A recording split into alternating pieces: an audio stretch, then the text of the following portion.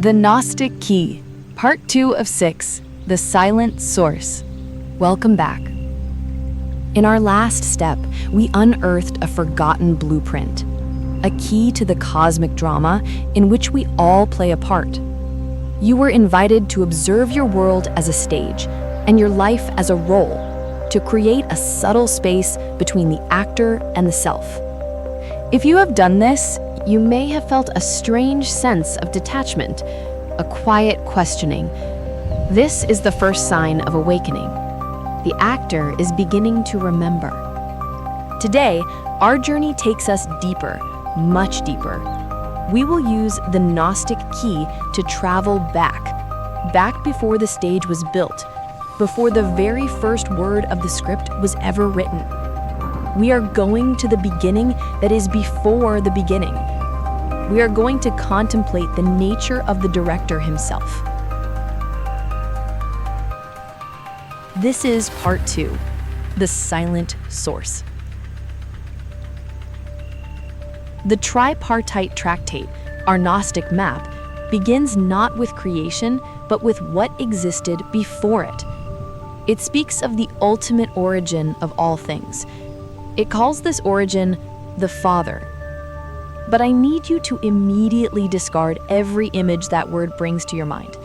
Erase the image of a king on a throne, a judge in the sky, or an old man with a white beard. These are characters in the play. We are speaking of the director of the play. The Gnostics used radical language to describe this source. They said the Father is unbegotten, unnameable, and unknowable. He is beyond all being and non-being. This concept resonates across the highest forms of mysticism. It is the Tao that cannot be named. It is the Vedic Brahman that is neti neti, not this, not that. It is the Buddhist concept of shunyata, not an empty void, but a vibrant emptiness pregnant with all possibilities.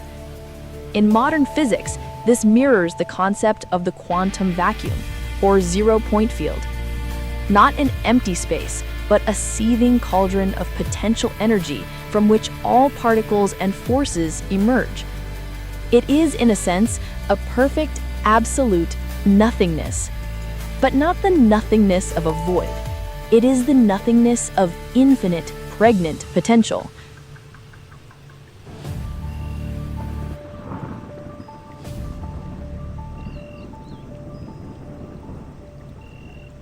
Imagine an infinite, perfectly still ocean, so vast it has no shore.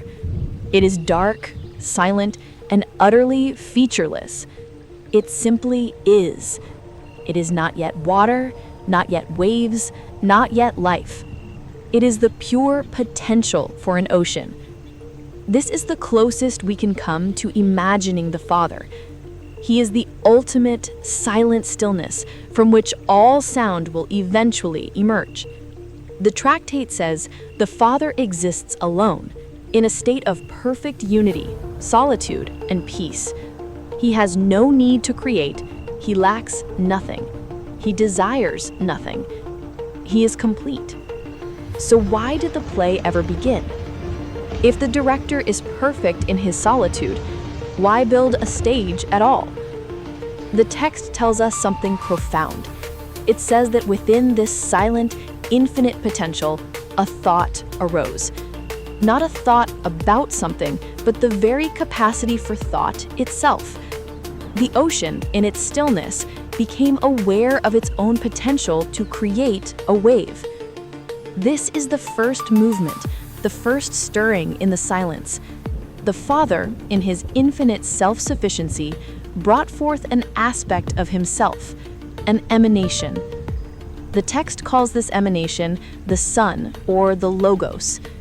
Do not think of this as a separate being. Think of it as the Father's own self-awareness made active. It is the mind of God. The silent director now has a thought.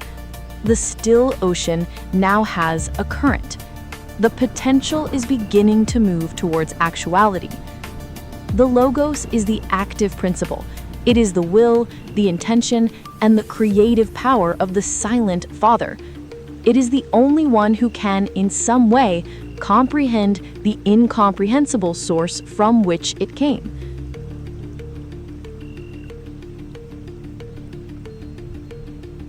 This relationship between the Father and the Son, the Source and the Logos, is the bedrock of the entire Gnostic cosmos. The Father is the unmanifest potential. The Logos is the manifester. The Father is the silence. The Logos is the sound. The Father is the silent blueprint, like the formless inspiration an artist feels. The Logos is the master architect, the artist's skill that can translate that feeling into form. All of authentic creation, every galaxy, every star, every soul, it all flows from the silent Father through the active Logos. This is a radical re-envisioning of God. It is not a single being who makes arbitrary decisions. It is a dual process. It is a dance between infinite silent potential and infinite active intelligence. So, why does this ancient, abstract idea matter to you, here, now, on this stage? Because you are a microcosm of this cosmic process. Within you exists a silent source, a place of deep, inner stillness that is beyond your thoughts, your emotions, your identity. It is that quiet, observing presence you may have touched upon this past week. That is your inner Father, your personal connection to the quantum field of pure potential.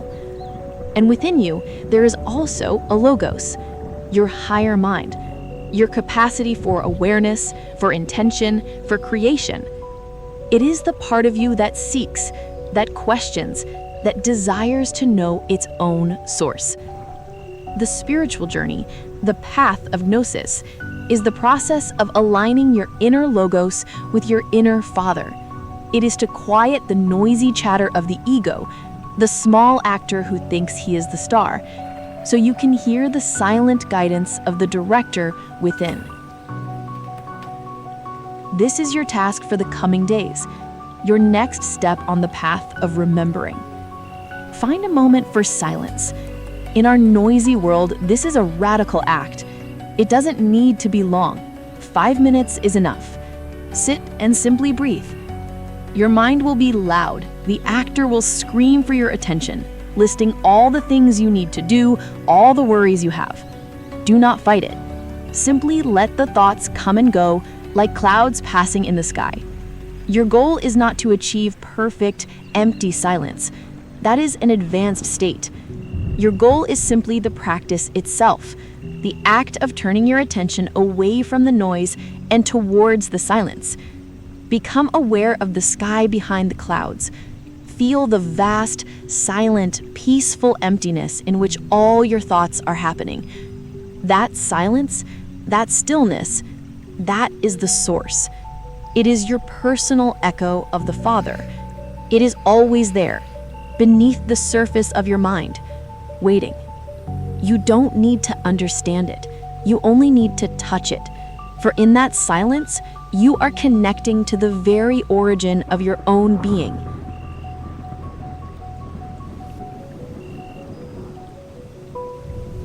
You have now journeyed to the beginning before the beginning.